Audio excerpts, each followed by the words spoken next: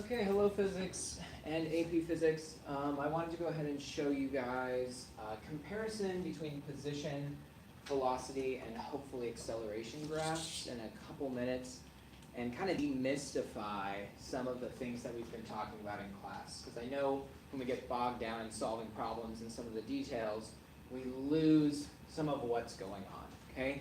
So I'm going to use Einstein to help us out today. So let's say Einstein was moving along our number line up here. Okay, so he's moving a total of 1 meter from one side to the other side of the meter stick. And as he moves along, we wanted to plot his motion. Okay, so he's going to start on this side. And let's say our top graph here is going to be his position graph. So we're going to call this position. We're going to plot it in meters. And down on our x-axis, this is going to be time in seconds. Okay, so from here, he moves with a constant velocity. And let's say he gets to the other side in, I don't know, about 3-4 seconds. Okay, so we move over 1, 2, 3. We'll call this 4 seconds.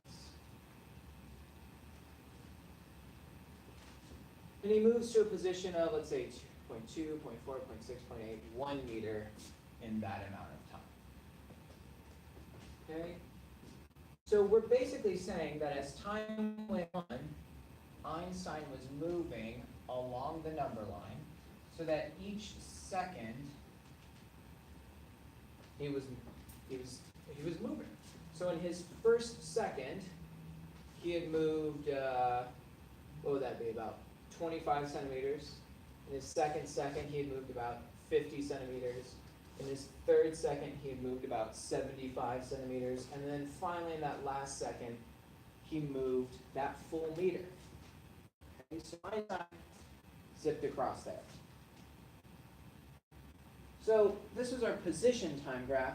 Let's say we wanted to plot Einstein's velocity. Now, obviously, Einstein doesn't have any legs, so he can't move very fast. So in our velocity time graph, we don't expect it to be very big. So let's go ahead and put our labels on here. Velocity, meters per second. Down here we'll put time, seconds. So we need to know how fast he was going that whole time. And what I said was that he was moving with a constant velocity the entire time. And so what we want to be able to do is calculate what was his velocity while he was moving. Well, we know he moved 1 meter. And we know he moved that 1 meter in 4 seconds. So let's see if we can calculate his velocity. Let's use our snowman. We're starting from position. We want to get to velocity. So we're going to use slope to go up on our snowman. Okay. So velocity is a change in position or displacement over time. Well, he started at a position of 0. He ended at a position of 1 meter. So that means his displacement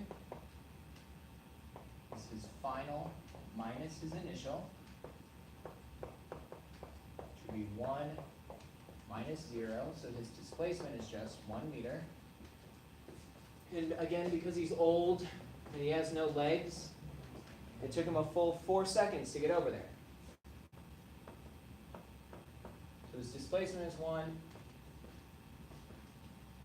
The time is 4. So his velocity works out to 0.25 meters per second. And that makes sense because we said that every second he moved 25 centimeters. The first second was 25 centimeters. The second was 50 centimeters. The third second was 75 centimeters. And that last second, he made it all the way across. So now let's plot that on our velocity time graph. So let's match up our times. 0, 1, 2, 3, 4. Okay? And now we'll go ahead and say that this is 0.1 meters per second, 0.2 meters per second, 0.3 meters per second. So his velocity was 0.25, and it was constant. It didn't change. Again, he doesn't have any legs. He can't sprint. He can't run very quick. So it was constant that whole time,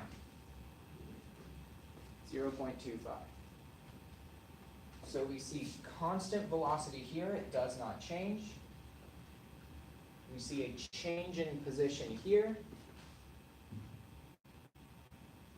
And so let's say we want to go back down our snowman. So we have our velocity graph. We want to get back down to our position. Well, to go down our snowman, we need to use area.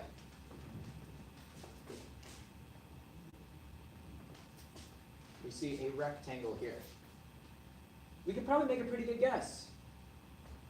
What do we expect the number to be? I'll let you think about it for a second. What do we expect his displacement to be? Hopefully you've got it in your mind. Let's calculate it. We'll figure out our base. That's 4. Our height, that's 0.25. We know that the area is base times height. Our displacement is just base times height. Our base is 4. Our height is 0.25. So our total displacement is 1 meter, which agrees with what we just set up here. He moved a total of 1 meter. So the displacement down here matches the displacement we calculated up here, which matched exactly what Einstein did on our meter stick. Okay? Now, unfortunately, the acceleration piece is a little bit hard, but I'm sure you can imagine that this process of finding slope and then area to go backwards is exactly the same if you were to do this. What I am going to show you, though, is a problem from the unit guide, which should help in your studying and preparing for the quiz on Monday. So give me 1 second to pull that up.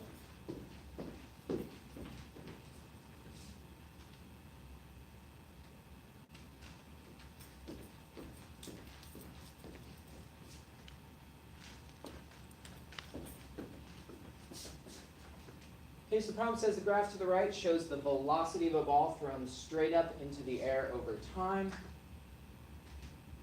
So we have a velocity time graph. The first thing we want to do is look at what are on our axes, velocity and time. The question says, what is the acceleration? And then it asks, what is the total displacement?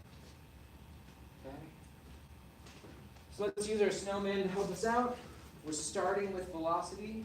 The first question wants us to get to acceleration. To go from velocity to acceleration, we're going to use slope. So I'm going to use this equation right here. Acceleration equals change in velocity over time.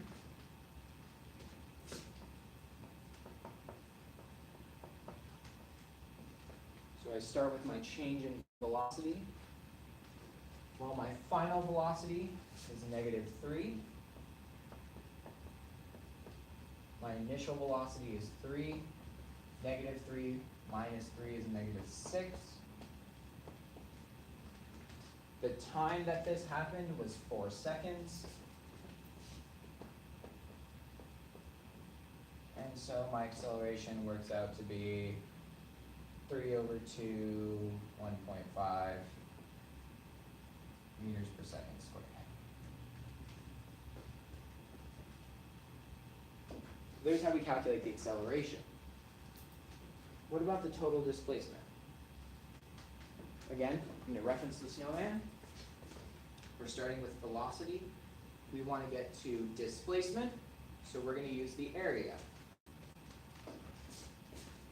Now, in class I said today we always measure to the x-axis, which means we have one triangle right here, and we have one triangle right here. Okay?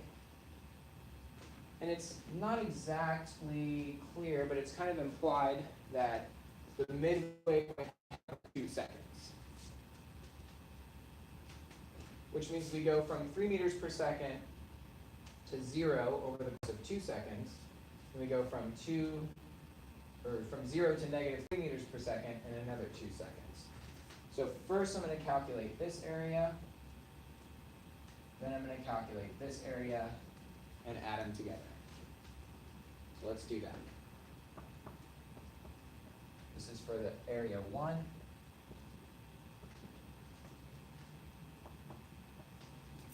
My base here is just 2. The height is 3.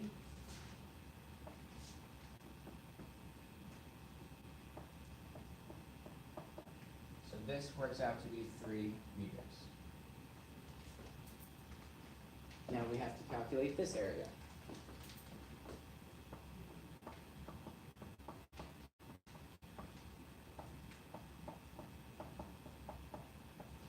If my base is from 2 to 4 seconds, that's just 2.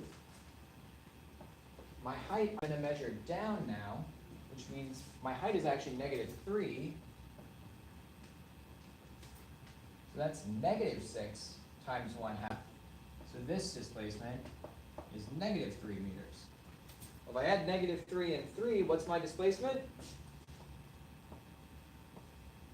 0. Let's think about what's going on here. The ball was thrown straight up into the air over time. It's a velocity time graph. So the ball was thrown up. It has a positive velocity. The velocity decreases until it eventually hits 0. Then it becomes negative. So it switched directions, and then it starts to increase. What's going on here? Exactly this. You throw something up into the air. It has a positive velocity. Right at the very top, we know it stops for a split second. And at that same split second, it changes directions before it comes back down. And assuming you catch it in the same place, what's its displacement? 0. So all we've calculated is exactly what happens when you throw something up in the air and catch it in your hand at the same time, just like poor Einstein here. So hopefully this video has been helpful to you. If you have any questions, please post them on Schoology or ask me in class tomorrow. Study, study, study. Tomorrow we start with some fun equations and a mini lab. Have a good night. I'll see you guys tomorrow.